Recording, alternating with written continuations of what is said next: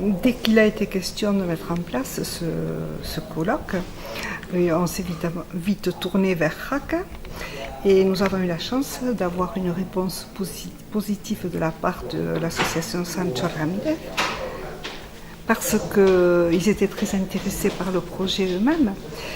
Et personnellement, j'étais en contact avec David Simon, qui vraiment a été une source d'informations impressionnante, qui nous a mis en contact avec beaucoup d'intervenants qui sont là aujourd'hui, d'ailleurs la plupart. Et grâce à l'association Sancho Ramírez, nous avons eu aussi la possibilité d'avoir aujourd'hui Almudena Blasco qui a fait son intervention sur Thalès. Je dois ajouter que la mairie de Jaca était présente ce matin par l'intermédiaire de Santiago Tomás qui est venu, nous a tenu compagnie toute la matinée. Beaucoup d'universitaires espagnols, bien entendu, mais des Catalans, des Navarrais, etc. Et puis des universitaires français, évidemment, même de Pau, mais surtout des universitaires américains. Nous avons 2 universitaires américains qui ont étudié les choses qui nous concernent. Je vais prendre 2 exemples. Peter Brown, à qui on a remis la médaille de la ville d'Oloron. Il a travaillé sur la cathédrale d'Oloron. Et maintenant, il travaille sur l'évêque d'Oloron, le fameux Amat.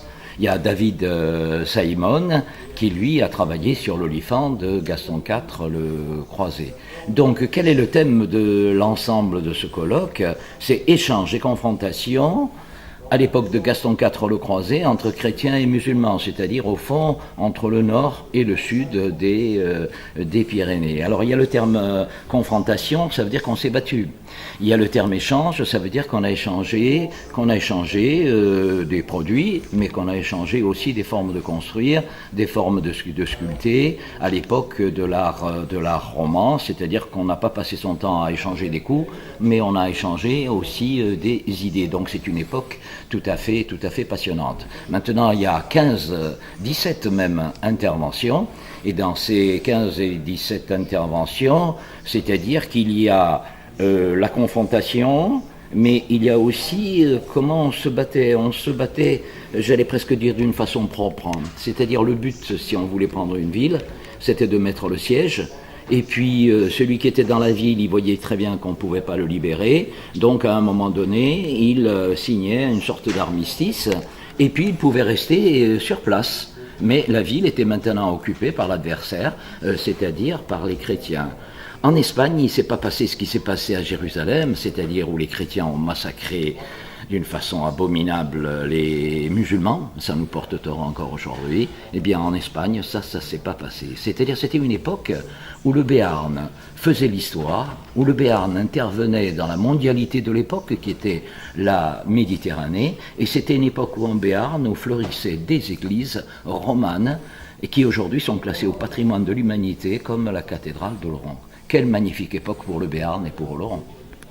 En fait, l'idée, c'est que la ville d'Oloron Sainte-Marie essaye de mettre en avant tout ce qui, tout au long de son histoire, a fait sa singularité, voire même son importance dans le domaine des relations internationales.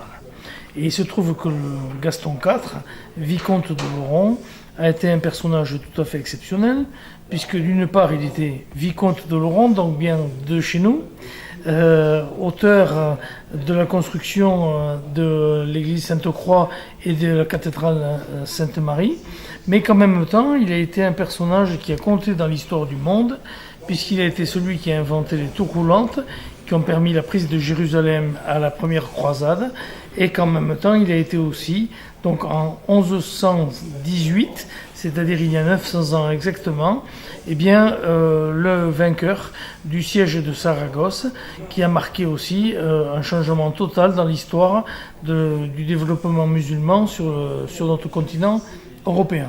Et donc Gaston IV a été un personnage de première importance qui a fait du Béarn, eh bien, à un moment donné, le centre de la politique internationale, en tout cas de la politique européenne.